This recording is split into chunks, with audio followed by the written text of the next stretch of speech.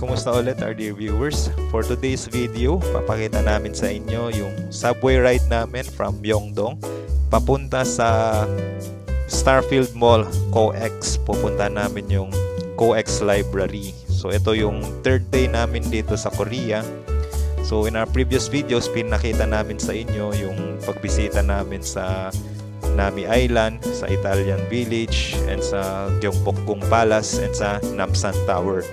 So ang itinerary namin today is sa morning, pupunta muna kaming COEX Library, and then sa hapon, punta na lang kami sa mga malls, magsha-shopping na lang dito sa Myeongdong kasi kinabukasan na yung uwi namin. So at this point, etong third day namin, maulan. So wala kaming dalang payong, pero buti na lang may pwedeng manghiram ng payong sa aming hotel. So eto, naglalakad na kami papunta sa subway station dito sa Myeongdong. So madaming linya, medyo malayo yung yung Starfield Mall from Myeongdong. Bale, 3 linya yung sasakyan natin. So ang unang sasakyan natin is dito sa Myeongdong Station. And then from Myeongdong, bababa ka ng Seoul Station and take mo yung line 4. And sa line 4, bababa tayo sa Dongjak Station. And sa Dongjak Station, lilipat naman tayo ng line 9. So at this point, eto na yung nakasakay na kami sa train papuntang Seoul Station. So ito yung itsura ng subway nila.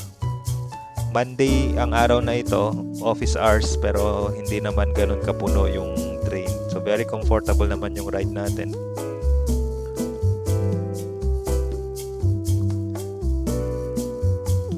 Walang siksikan, and mabilis naman dumating yung mga train, so hindi ganun katagal yung paghihintay mo.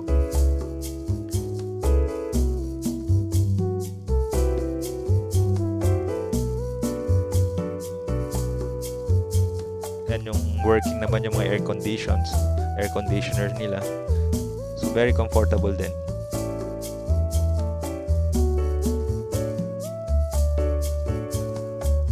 Madami din namang mga signages inside the mall para makita mo kung anong station yung susunod na bababaan mo.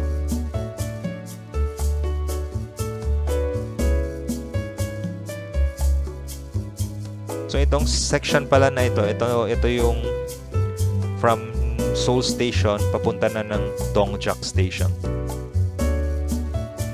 So nasa line 4 tayo, or yung light blue na line ng Korean Rail. So as you can see, merong separate na bridge yung train, separate siya dun sa bridge para sa mga sasakyan. And yun yung advantage syempre ng paggamit mo ng train, walang ka-traffic. Dire-diretso lang.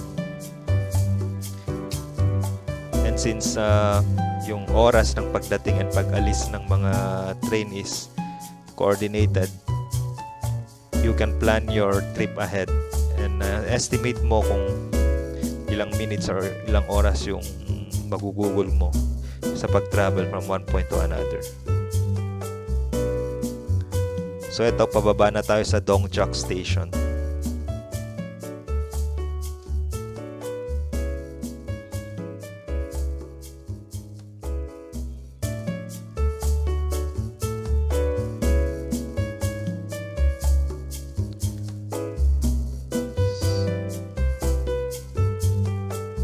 So touchdown, ito na, Dongjak Station. Ano yan? So nakikita ninyo sa signage may line 9. So lilipat tayo sa line 9. Yung color ng line 9 is beige. So sundan nyo lang yung mga signage pointing kung saan yung line 9 or yung beige line.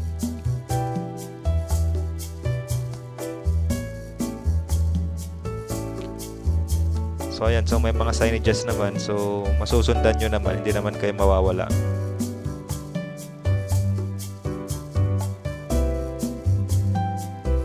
Baba na tayo. So, ito yung common station ng ano. Dito yung nag-intersect yung line 4 saka line 9.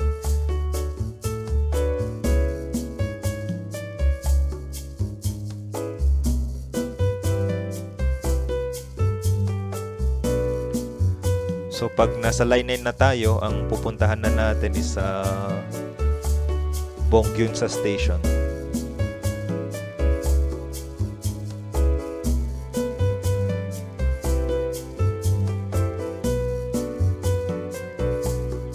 Yan, so sinusundan lang natin yung direction kung saan papunta yung line 9. So, ang ganda nung station nila. Malinis. Yung pamasahe from Seoul Station to Dongchak, more or less nasa 56 pesos yung equivalent nun.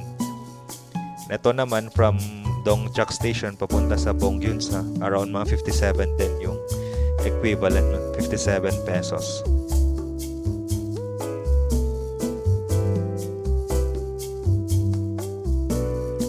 So napansin nyo kanina yung Dongchak Station, elevated yung elevated part siya nung railway. And ito naman, pababa na tayo, so underground na itong next part na pinupuntahan natin.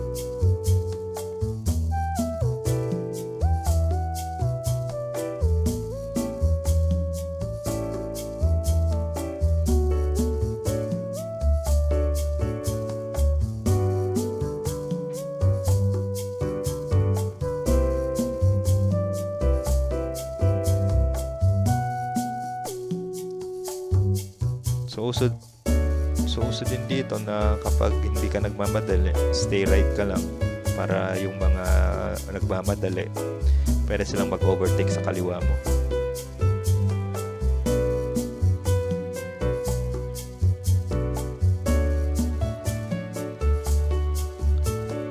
So, sobrang mataas yung escalator na ito.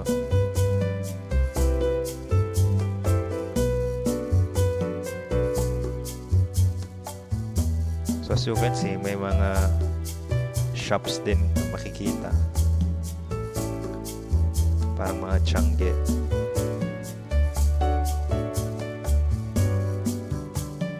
It's one way for the railway to earn income ito. Kaya merong mga ano dito, mga Changge para aside from the fare, makakita din sila from rental ng mga spaces na yan.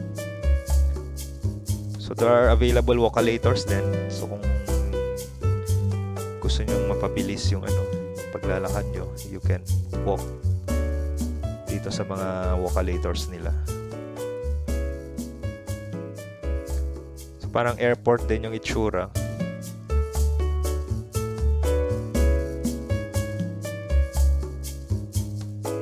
Yung lighting, maliwanag yung lighting, di tinipid.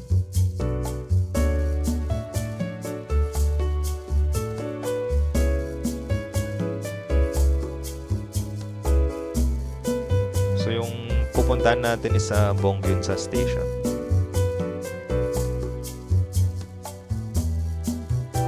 So again, sunod lang kayo sa signage.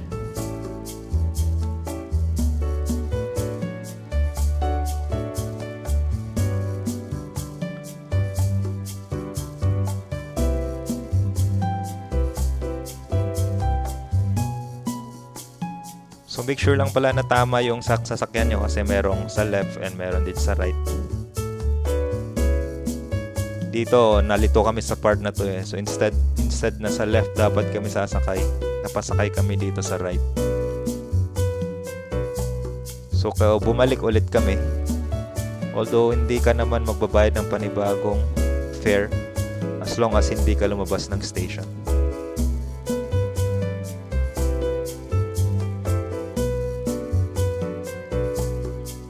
So nagkamali kami dito. Dapat pala sa kabilang train kami sumakay. Kaya yun, bumalik na lang ulit kami.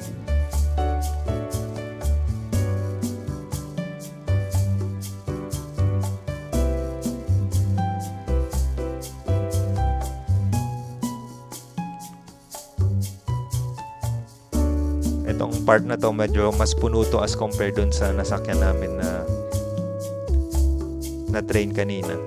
So I guess mas busy yung linya na to. Mas madaming pasahero.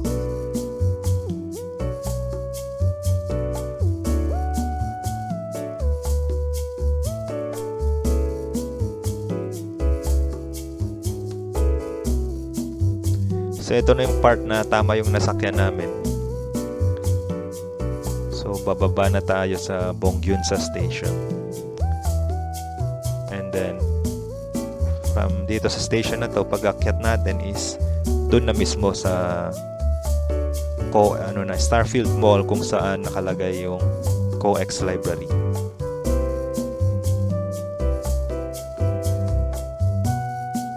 Yan, so medyo mas madaming pasahero sa linya na to. So mas busy. And yan, may escalator ulit paakyat. May stairs din naman kung ayaw nyo mag-escalator, pero syempre mas nakakapagod.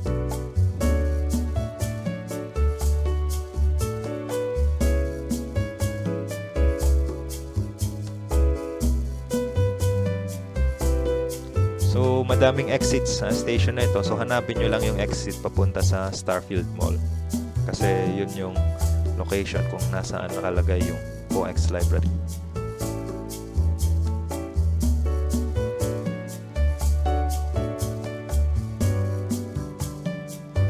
So, very convenient na mag-avail nung yung T-Money card kasi yun yung ginagamit namin. Niloadan na lang namin.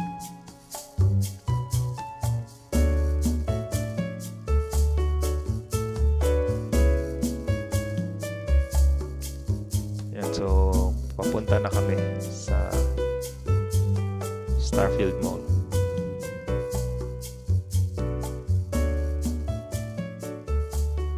So, parang airport nga talaga yung itsura nitong mga subway din nila.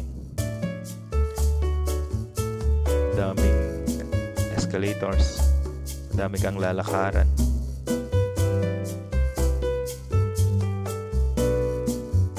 So ayan, kung nakita ninyo, parang may mga art display, mga sculptures.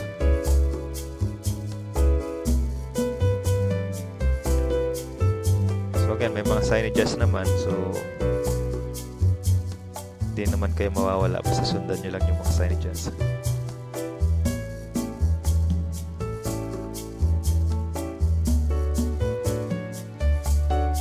So that's it for this video. So ganun yung ma-expect ninyo if you are also going to visit Starfield Mall sa pag binisita niyo ang Korea and sa Myeongdong Station kayo galing.